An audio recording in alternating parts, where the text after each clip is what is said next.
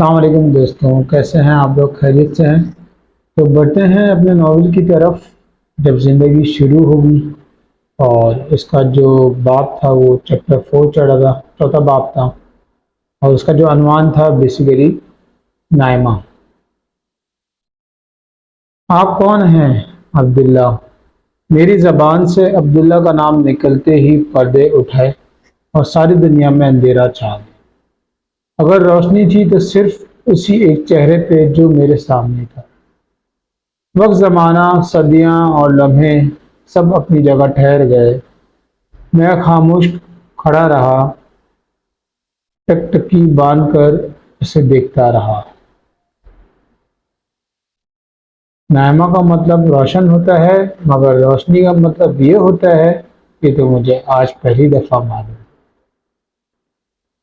ہم جب آخری دفعہ ملے تھے تو زندگی بھر کا ساتھ بڑھاپے کی رفاقت میں ڈھل چکا تھا، جب محبت، حسن اور جوانی کی محتاجی نہیں تھی۔ مگر نائمہ نے اپنی جوانی کے تمام ارمانوں اور خوابوں کو میری نظر کر دیا تھا۔ اس نے جوانی کے دنوں میں بھی اس وقت میرا ساتھ دیا جب میں نے آسان زندگی چھوڑ کر اپنے لیے کانٹوں بھرے راستے چن لیے تھے۔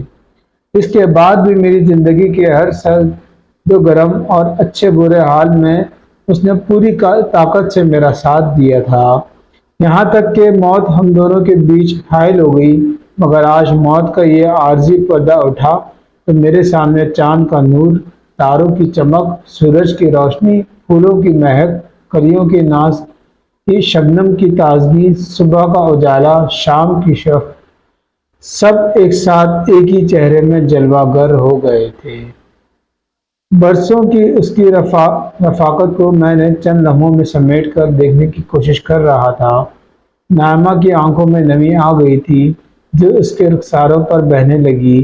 میں نے ہاتھ بڑھا کر اس کے رخساروں سے نمی پہنچی اور اس کے ہاتھوں کو اپنے ہاتھ میں لے کر کہا، میں نے کہا تھا نا، تھوڑا سا انتظار کرو، تھوڑا سا صبر، یہ جنگ ہم ہی جیتیں گے۔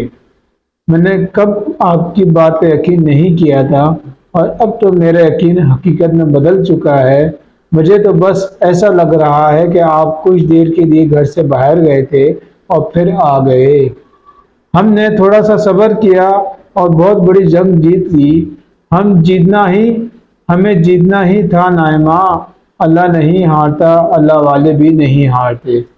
وہ دنیا میں پیچھے رہ سکتے ہیں مگر آخرت میں ہمیشہ سب سے آگے ہوتے ہیں۔ اور اب نائمہ نے سوال کرتے ہوئے آنکھیں بند کر لی۔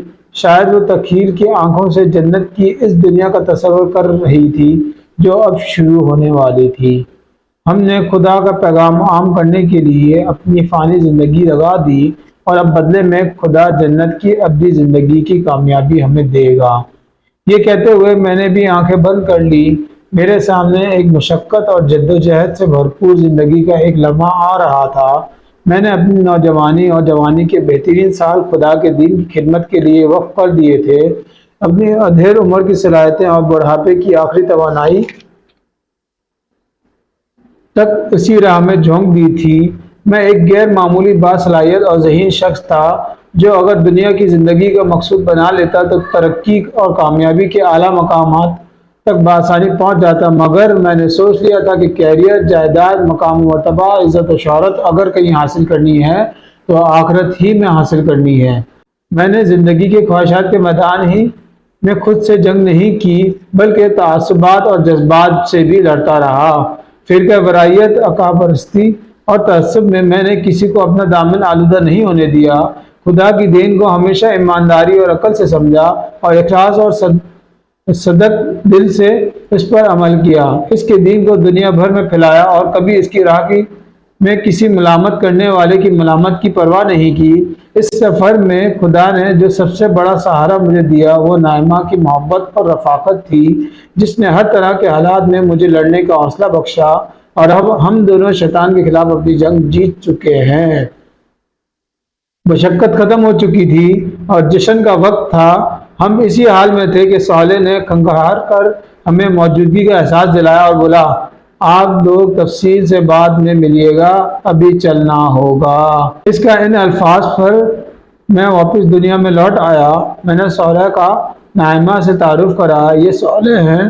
پھر ہنستے ہوئے میں نے اپنی بات میں اضافہ کیا کہ کسی بھی وقت مجھے تنہا چھوڑنے پر آمادہ نہیں ہوتے۔